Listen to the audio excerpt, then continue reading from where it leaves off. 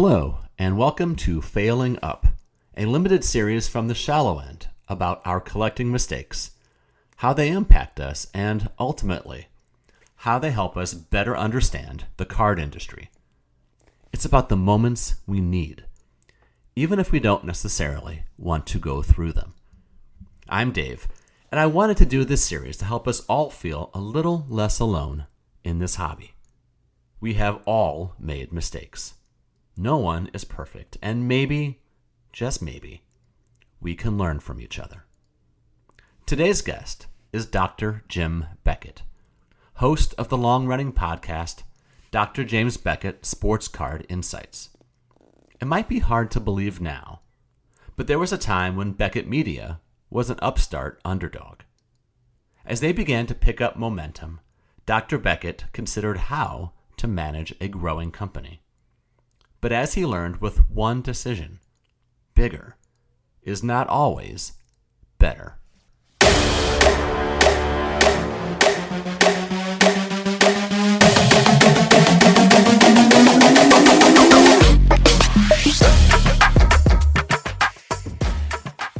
Very excited now to welcome in Dr. Jim Beckett. And Dr. Beckett, what is a mistake that you made sometime in the past with or around sports cards that you thought, why did I do that, or how did that happen?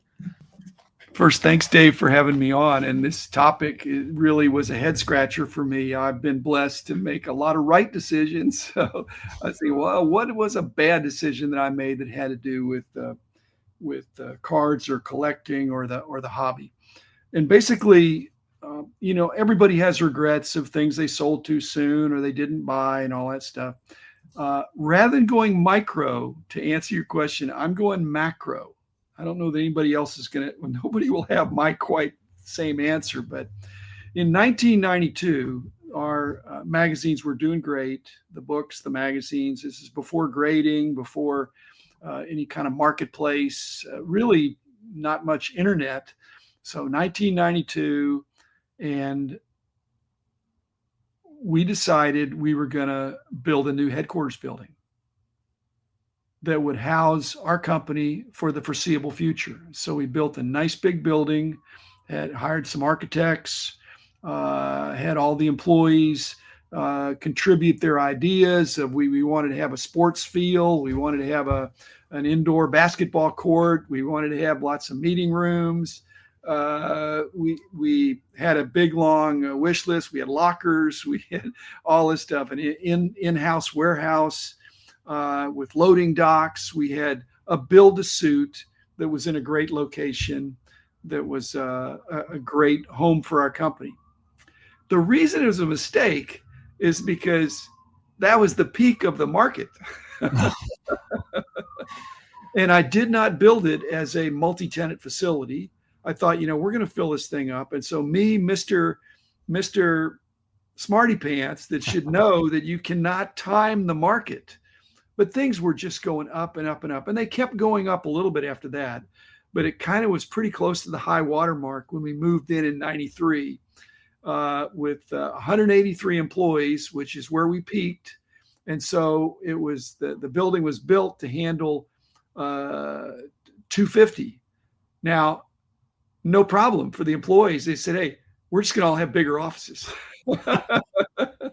And what it did, and I'm joking now because it kind of turned out okay, but it changed our culture. It changed our company's culture from having that we were the underdog. We were the guys in Dallas that were really trying hard, hitting it hard around the country, tracking prices and really working super hard. All of a sudden we had these nice new spacious brand new building and it looked like we'd arrived, and in some sense we had. Now little did we know that we were coming at the end of the junk wax era, and so we had card libraries and we had places that later became part of our we were able to put grading in the middle of it very nicely. Okay, so we did have extra space. We had a kind of a flag football field in the back. We had all kinds of stuff that was just what you would think a sports geek would would want to have. We had lunchtime basketball leagues. So everything was great. But like I said, it changed our culture because we no longer had a culture in the company of scarcity. It was a culture of abundance that we got this. Now, in the meantime, our rent is way higher than it was before. And people loved coming to work, and they loved the esprit de corps. The other reason that was a bad idea is that we had so much invested in our building that I really had a bias against not crowdsourcing, but I was resistant to having remote employees. I said, we got all this room. And so I think that was a limit to growth for us, that somebody that would have been willing to work for us in Canada, we said, well, you're going to have to move to Dallas. And we had a couple of people that did that, and we sponsored their, not citizenship, but their green card or whatever. We did everything by the book, but we couldn't offshore things. We had very rare occurrences where people weren't in the office 3 or 4 days a week. We had some women that were coming back from pregnancy leave that could do some work from home, so we're very accommodating. But my bias deep down is we got this big, nice building, and we need to fill it up. And of course, 1994, second year we're in there, baseball strike, which really undercut our baseball efforts and it never fully came back. And so, like I say, the market timing, which I wasn't trying to do, and I didn't think this was just necessarily going to go on forever, but I just thought, you know what, we're going to really be able to fully blossom if we have this office that really allows for a lot of creative meeting spaces. And we hosted a lot of events, and we had other entities that could come in and use our building. So we were giving back to the community, but it just it looked like we were on Easy Street. It was a very nice location. People drove by and admired our building. We won an award for the design and the top builder and architect, and it was just my sentiment that I had, that you've asked me about in the magazine, the baseball magazine especially, to make it, and I've mentioned this in my podcast, to make it a little bit nicer than it needed to be, because that in effect was a statement that this is something we're proud of. This is something that a kid can take to his dad, and the dad will say, hey, that's a nice looking magazine. The dad and the kid can have rapport based on, or vice versa. And so the building was a little bit of that thought, is that aspirationally, if we build a nicer building than we need, we're going to live up to it.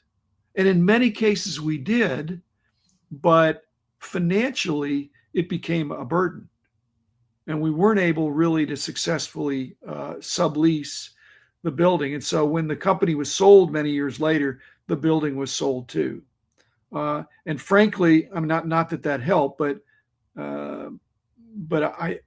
I've talked to nonprofits and ministries that I consult with, and they sometimes think about buying a building. And I said, if you buy a building, you're not going to be necessarily in the nonprofit or the ministry or the serving business. You're going to be a landlord. You're going to be a landlord, and you're going to have maintenance, and you're going to have whatever, and parking issues and all this kind of stuff. And so that was something, looking back, I didn't really perceive it.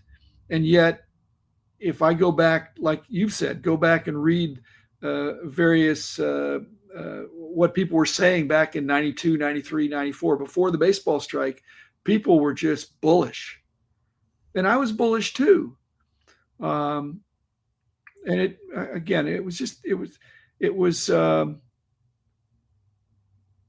was almost like, if we ever needed to, I think we swung for the fences and swung and missed on a couple things. Now, a couple things we hit on were Pokemon. and Yu-Gi-Oh and Digimon and we did some Beanie Baby stuff for a while. We did some other non-sport things, but that was because of the building. And we did some other IP kinds of things. It was because of the building. And some of those turned out great, and some of them didn't. We did some animated short films, and like I say, a lot of that was because of the building. We had this room, we had our own studio, and that was great, but it wasn't our core business. Our core business was doing magazines, and it wasn't being a landlord. We should have been a tenant. And I don't know that that was my ego. I hope it wasn't. If it was, I've learned my lesson. I don't want to make that mistake again. But it made the people think that we had, and so also then I'm ranting here. Also, it made me reluctant to reduce staff.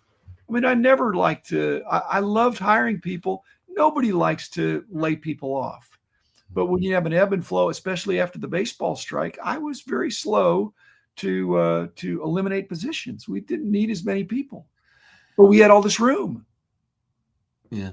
Let me ask, because you talked about the externally how when you got the building, it sort of announced a cultural change that you had arrived. It looked different. You were no longer the scrappy underdog. Could you also sense, and the answer just might be no, but could you also sense any sort of an internal culture change once that building opened, in which the unspoken nobody said it. I mean, nowadays I think I could say it. One of my key employees was my little sister, who was terrific, and I had other long time friends, but still, you when you're there, you don't perceive that it's happening until it's there.